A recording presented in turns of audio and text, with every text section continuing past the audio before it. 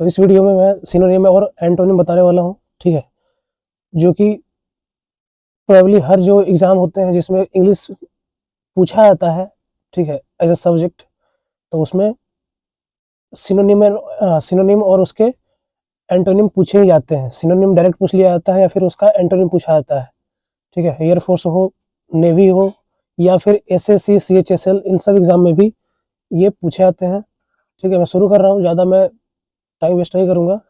जिसमें मैं पहला ले रहा हूँ यहाँ पे वर्ड मीनिंग डेंजरस, ठीक है। डेंजरस का क्या क्या हो सकता है सिनोनिम? तो डेंजरस को हम लोग बोल सकते हैं डायर, बोल सकते हैं, ठीक है। डायर, डायर हो गया, टेरिफिक हो गया, टेरिफिक।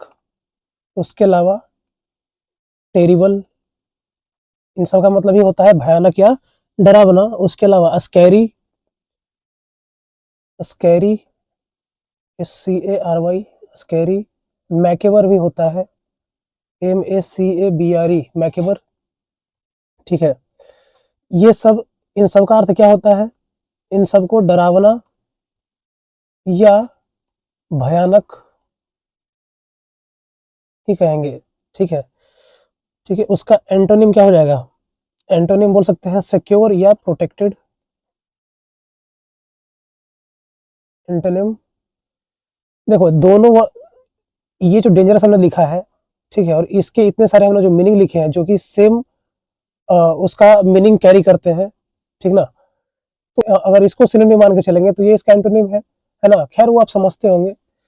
और एंटोनिम क्या हो गया? सिक्योर, सिक्योर और प्रोटेक्टेड भी कह सकते हैं। सिक्योर हो गया या प्रोटेक्टेड, ठीक है। तो इसको आप याद कर लेना या फिर चाहो तो खुद से अपना लिख भी सकते हो अपने कॉपी में, ठीक है। चलते हैं नेक्स्ट। दूसरा हमारा, मैं दूसरा लेता हूँ यहाँ पर चार्लेटन। चार्लेटन यानी कि सेखी मारना, ठीक है। इसका अर्थ होता है सेखी मारना। इसका सिनोनिम क्या क्या हो सकता है? चार्लेटन को बोल सकते हैं ब्रैग, एग्जैगरेट, ब्रैग, एग्जैगरेट, ठीक है। उसके अलावा और क्या बोल सकते हैं? फ्रॉड भी तो बोल सकते हैं, फ्रॉड, फ्रॉड हो जाएगा, है ना। और इसका एंटोनिम की बात करें, इसके एंटोनिम की, तो एंटोनिम इसका हो जाएगा ऑनेस्ट, ऑनेस्ट इसका हो जाएगा एंटोनिम, ठीक है। तीसरा, ये जो लिख रहा हूं मैं, इसमें 10 से 15 मिनट के वीडियो में आपको 60 से अधिक मीनिंग देखने को मिल जाएगा, ठीक है। हाँ, तो इसको आप अच्छे से बार बार इसको रिपीट करके देख लो, तभी याद हो जाएगा।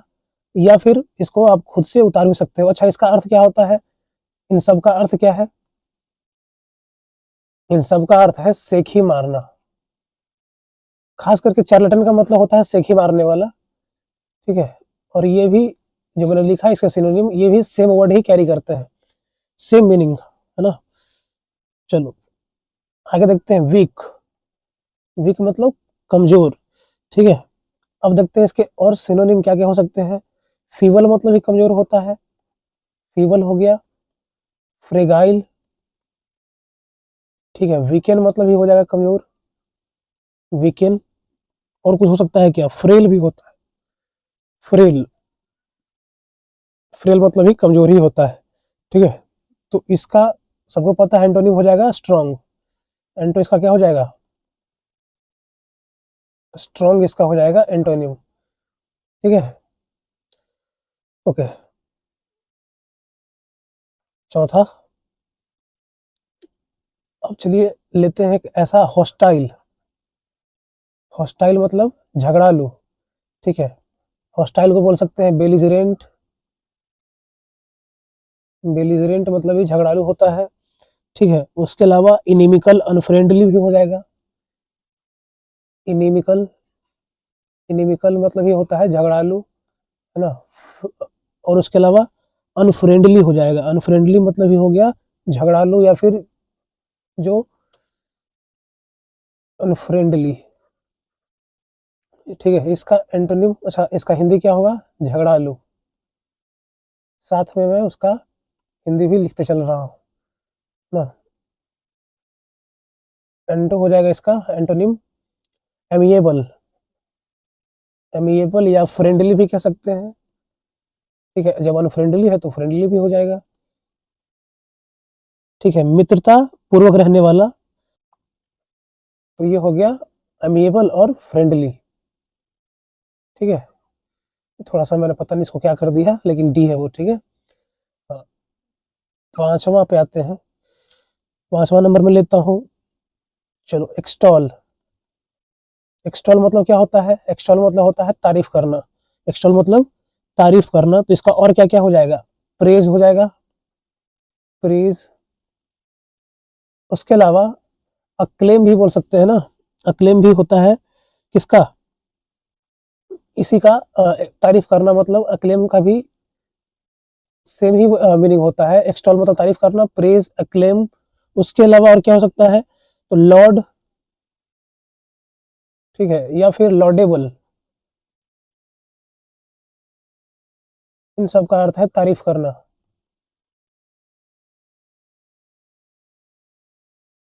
तारीफ करना। एंटोनिम क्या हो जाएगा? एंटोनिम हो जाएगा इसका कंडेमनेबल, निंदा लायक। कंडेमनेबल, ठीक है, तारीफ करना का हो जाएगा निंदा लायक या कंडेम करना, निंदा लायक।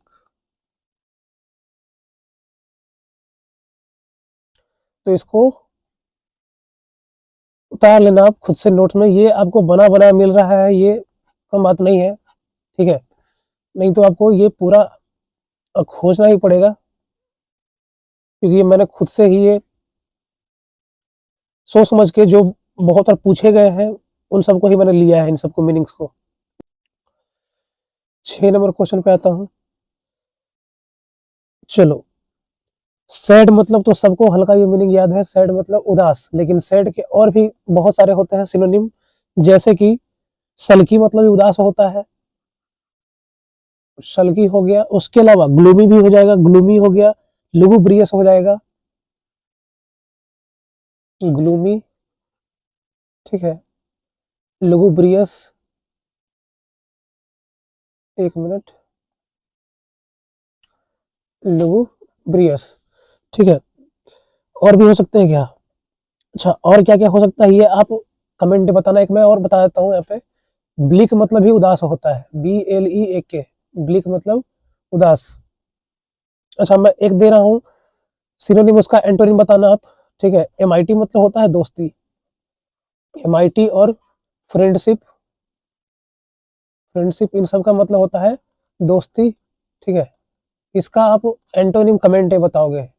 अभी उदास, इसका एंटोनिम क्या हो जाएगा? एंटोनिम हो जाएगा हैप्पी, है ना, या जॉयफुल भी कह सकते हैं। चलो, उतना हल्का मैं नहीं लिखूंगा, जॉयफुल या हैप्पी, ये इसका हो जाएगा एंटोनिम। सातवां देखते हैं। अच्छा, बुद्धिमान का देखते हैं, इंटेलिजेंट। इंटेलिजेंट,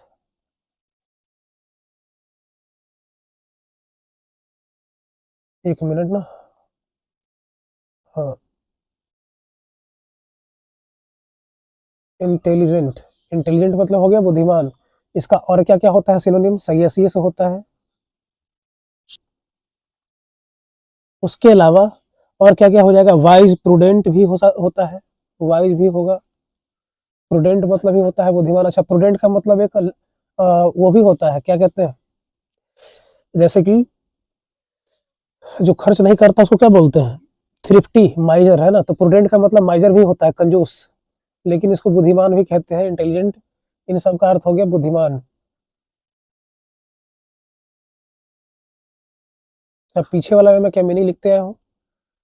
अच्छा, इन सब का मैं मीनिंग भी यहाँ पे लिख दूँ, उदास, हिंदी भी लिख दूँ, ये होता है उदास, और सबका तो लिखते हो ना।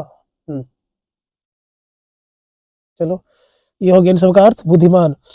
ठीक है, तो इसका एंटोनिम क्या हो जाएगा? डम्ब, फुलिस, इग्नोरेंट, बहुत सारे इसके एंटोनिम हो सकते हैं।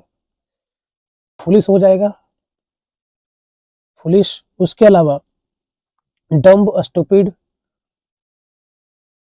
डम्ब हो गया,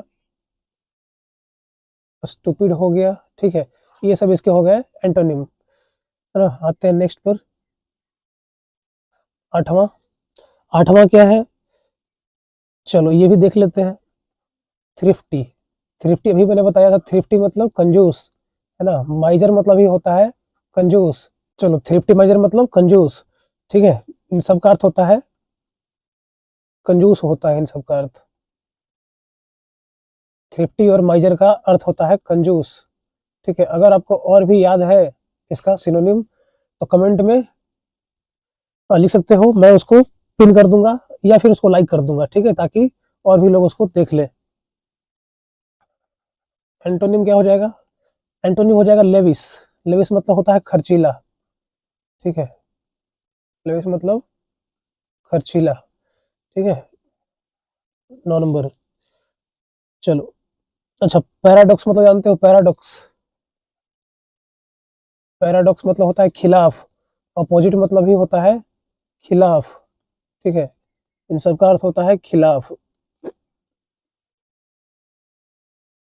एंटोनिम क्या हो जाएगा खिलाफ का, नॉर्मेलिटी हो जाएगा, एंटोनिम हो जाएगा इसका एंटो नॉर्मेलिटी,